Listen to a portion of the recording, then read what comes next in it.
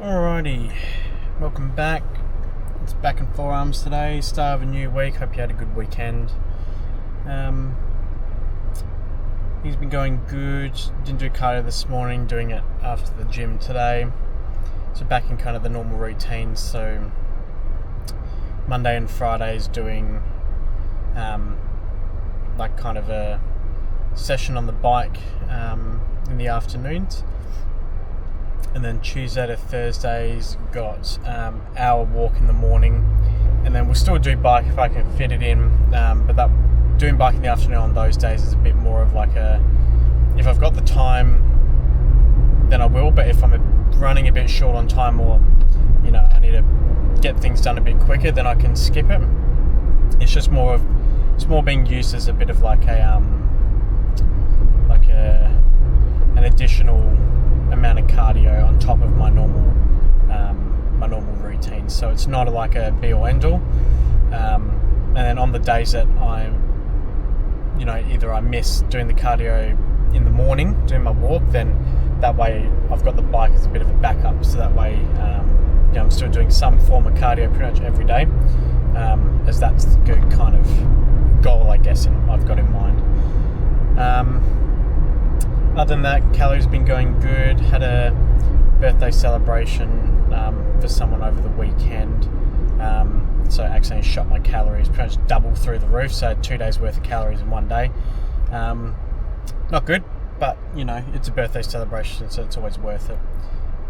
So back to normal calorie levels this week, and then potentially next week have a 4-day fast coming up. So that may or may not happen. I'm still working out the details and eyeing them out, but that should be interesting. Other than that, this is the final week of this program. So this week's going to be the rewrite, and try and make something for the next kind of 6 to 8 weeks, which should take me through till I go away and the cut's finished. So, or at least the getting lean stage is finished. So I'm sure I'll try and diet phase again when I get back, but we'll see how we go as well with that. Other than that, all's been going good. Everything's kind of recovered nicely. Legs are probably the only issue, I guess, but probably by the time Wednesday comes around, I think they'll be fine. But those muscles definitely took the longest to recover. Just because the quads in general, you've got to hit them pretty hard if you want to make any decent growth or change in them, whether that's like building muscle in them or even building strength. You've got to hit them pretty hard. You can't just kind of do them a bit half-assed. Doing them at all is better than nothing, but when you are doing them, you really need to push heavy fucking weight. Still being able to control the weight. You don't want to put yourself in a dangerous position, or make yourself more injury prone, but at least from my point of view and what I've been able to do to put decent muscle and mass on my legs is just the intensity and the amount of weight per exercise, rather than doing something where you do a comfortable 10 to 12. It needs to be a really uncomfortable 10, like an uncomfortable 8 to 10, because that's the only way you're going to make decent growth, or growth at all. And the reason most people don't do that is because you have to go to such a level of discomfort and pain that it puts people off.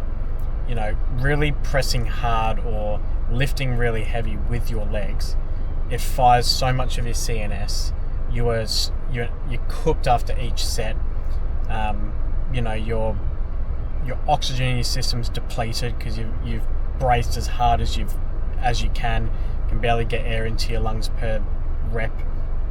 It's hard. It's really hard, but you just need to do it. If you're going to put any decent size on, you just have to push through it. You can't do it half-assed, and that's with most muscle groups. But legs, I find in particular, you do have to do that extra bit to make any noticeable difference. At least when you're kind of just starting off, doing them at all is better than doing nothing. Once you start getting consistent, you've been going to the gym for a few years, that's when you need to really have a look at the grand scheme of things, and just legs aren't where they're supposed to be at. So that's why you just got to lift heavier and harder, and that's all I want to try and keep doing, so I can consistently grow my legs. That's been a big goal of mine, because they've been suffering for so many years of negligence. I just haven't done them. Might do a leg day once every couple of years, whereas now I'm doing them twice a week, every week. Trying to really smash them out and get some decent growth, which I have. Definitely more room for improvement, but it's better than where I was at before.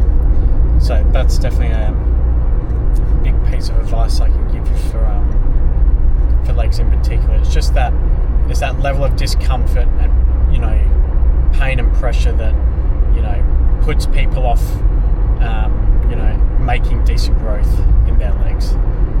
But as I was saying before, all the other muscles you can kind of do them a little bit half-assed because they're smaller, more compact, denser muscle. You do even with your chest, like it's probably the size of your hand, or might be slightly bigger than your hand. Just doing something that is close, that's a pressing move where you're pressing your the inside of your elbows together as if you're trying to pop an egg in between your chest.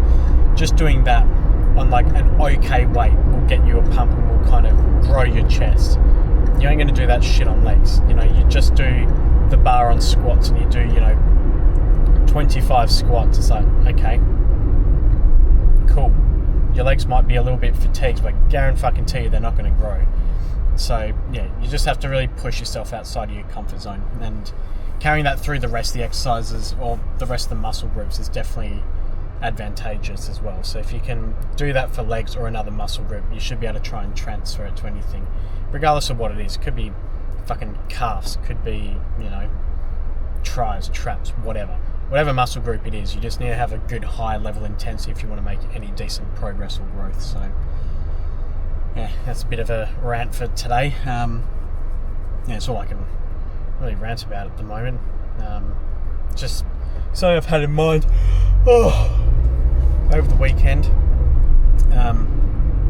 Definitely kind of just, especially being sore with my legs over the weekend, is, I pushed myself to a good level on Wednesday, but, as I've done before, I've got to really push heavy and really fucking hard. So it's just more of a reminder that that's the level I've got to be back at. Because doing your first session back, you don't need to be at that level. You just need to get things moving relatively, good weight. But, from then onwards, once you're kind of back into routine, back at normal strength level, all that stuff, that's when you just got to do it. You just got to fucking get it done. But yeah, it's about as much as I got for today. Bit tired. So I'll leave it here, smash out some back, just do probably similar to last week, try and push the weight up a little bit, but most of the exercise from memory I pretty much took to relative failure, but without trying to compromise too much of my form.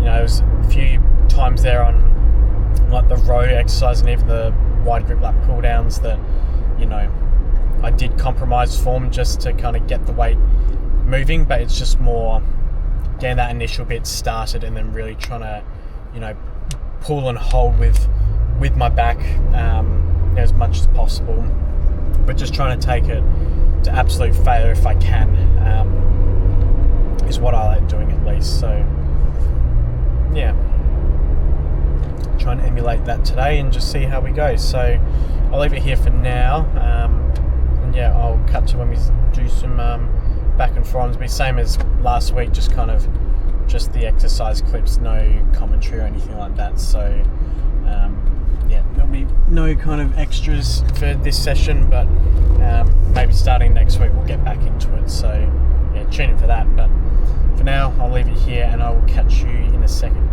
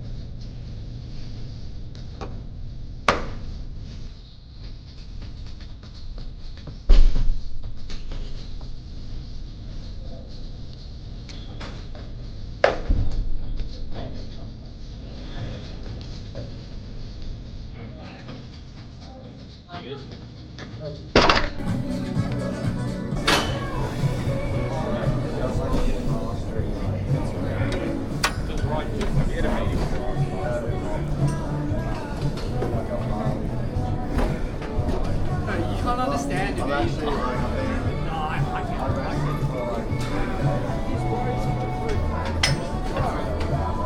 You can't understand a word out of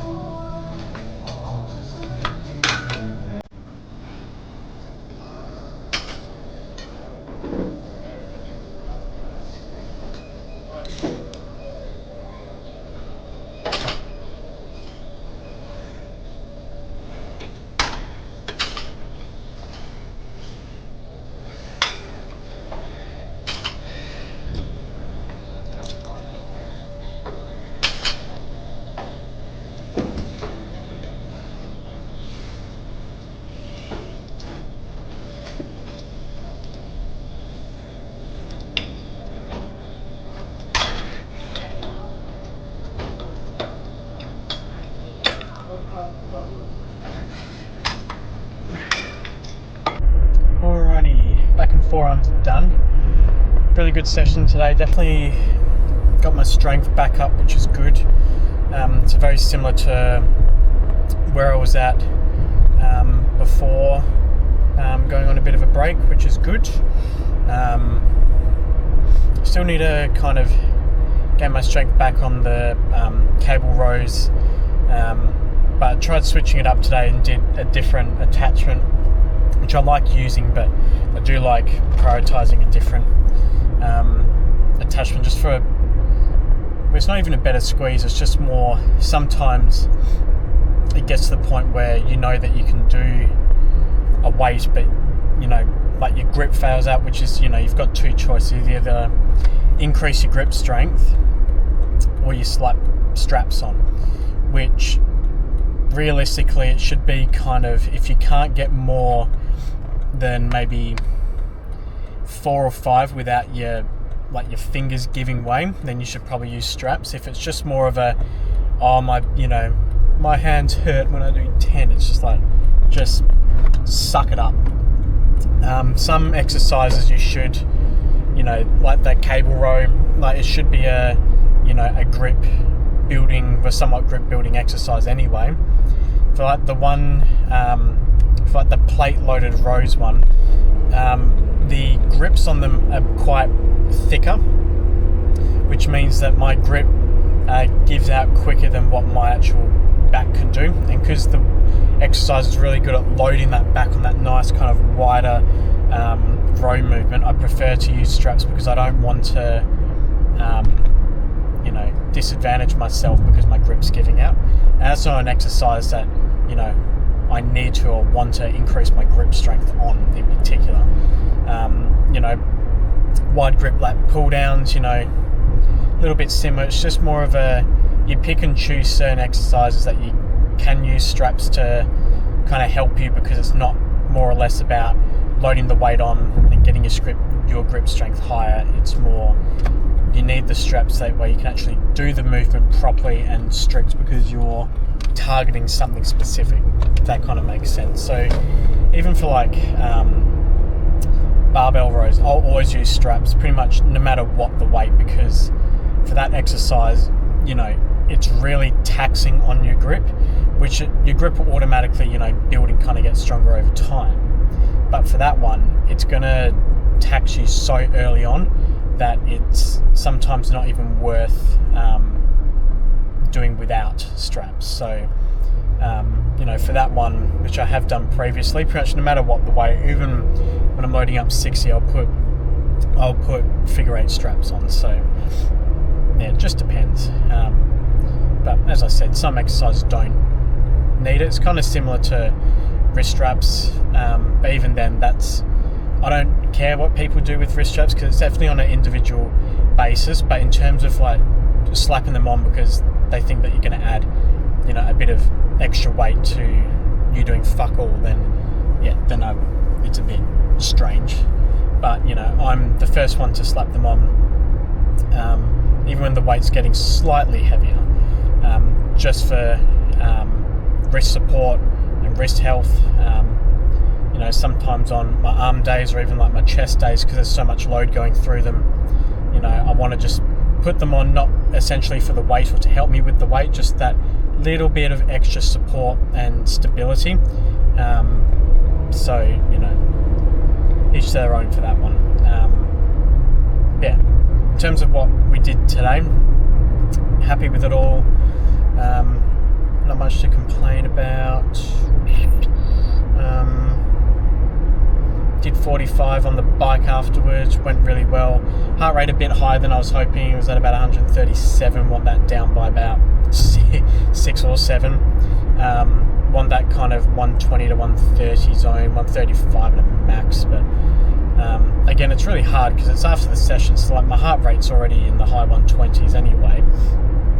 And then you have to cycle so fucking slow for about 15 minutes to keep it there, because then just doing that little bit extra can like spikes my heart rate up, so I need to bring it back down. And then it's constantly monitoring it, or like looking at my watch every time I remind myself to make sure my heart rate's in a good zone. And you know, that could either be like slowing my pace down on the bike, or it could be, you you know, increasing or decreasing the resistance on the bike. So it's a lot of tweaking, because the exercise bike that I use doesn't have like a little display thing that tells you kind of what's going on. But next week tomorrow I might try the cardio bike, which has that heads-up display. The only thing is I'm pretty sure it doesn't have a way to increase the resistance, or it might, but we'll have a look, because that would be a better way, because that's got a heads-up display and gives you all the information. So it's a lot less monitoring work for me, having to try and figure out or how to keep my heart rate in a certain zone and all that shit. So yeah, we'll give that a try tomorrow, see how that goes. But other than that, happy. It was a good day. Yeah, not too much to complain. So just the usual tonight, just go home, eat, get a good night's sleep, and then do it all again tomorrow. And we've got arms tomorrow, which should be good, and then may or may not come in Wednesday for quads, only because I've got a work thing on, and I won't be able to fit the time in, especially if I've got something on afterwards and I've got a dinner and I can't squeeze it in after that because I have to go to bed straight away, because then I'm up at 3:45 to then do my hour cardio. So we'll probably skip that day. Should go Thursday, should go Friday. Otherwise, the alternative is I could sneak in a Saturday session and do quads then, but then I'm doing a back-to-back leg session, which may or may not paralyze me. So we'll see how we go. It is, you know, it's just an idea, but that's kind of the game plan for the week at the moment, and then we'll take it from there. But anyway, I'll leave it here. I've yapped your ear off, so thanks for watching if you've made it this far. Hope you enjoy. Any feedback, any advice, let me know, and I will catch you tomorrow when we hit some arms. So I will see you then.